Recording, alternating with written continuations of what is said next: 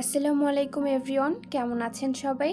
সবাইকে জানাই পবিত্র রমজান মোবারক। আজকের ভিডিওটা একটু স্পেশাল, কারণ আমার ভিডিওতে একটা সুন্দর কমেন্ট করেছিল দিয়া আপু। উনি আমাকে বলেছিলেন স্মার্ট মেহেদির রিভিউ দিতে, তাই দিয়া আপুর রিকোয়েস্টেই আজকে আমি নিয়ে এসেছি স্মার্ট মেহেদির ফুল রিভিউ ভিডিও।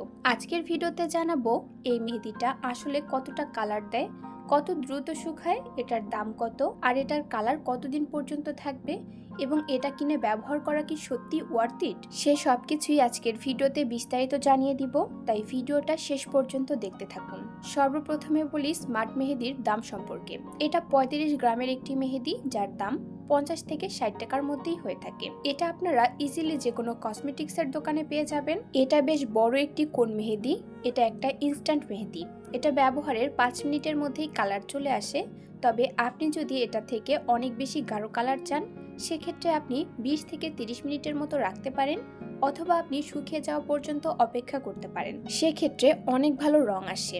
শুকিয়ে যাওয়া পর্যন্ত এটাকে রাখলে অনেক বেশি গাঢ় রং আসে, সুন্দর লাগে দেখতে সেই রংটা। আমার কাছে মনে হয় এই মেহেদিটি তেমন ছড়ায় না। এটা দিয়ে ইজিলি অনেক সুন্দর ডিজাইন করে আপনি মেহেদি পরতে পারবেন, ছড়িয়ে যাবে না। এমন অনেক মেহেদি রয়েছে যেগুলো ইউজ করতে গেলে অনেক বেশি ছড়িয়ে যায়, ডিজাইন ভালোভাবে করা যায় না। এই মেহেদিটি ব্যবহার করলে এমন কোনো সমস্যার সম্মুখীন আপনাকে হতে হবে না। এই মেহেদিটার রং সাধারণত 2 থেকে 3 দিন পর্যন্ত বেশ সুন্দরভাবে থাকে। আমার কাছে কিন্তু এই মেহেদিটার কালারটা অনেক বেশি ভালো লাগে, তাই ব্যবহার করতে বেশ ভালো লাগে। এইবার ঈদেও আমি এই মেহেদিটি কিনবো।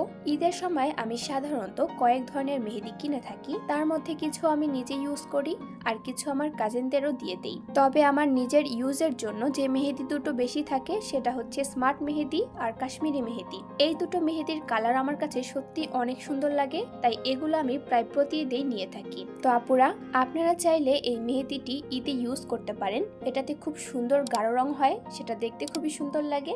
তো এই ছিল আজকের ভিডিও। ভালো থাকবেন সবাই। আল্লাহ হাফেজ।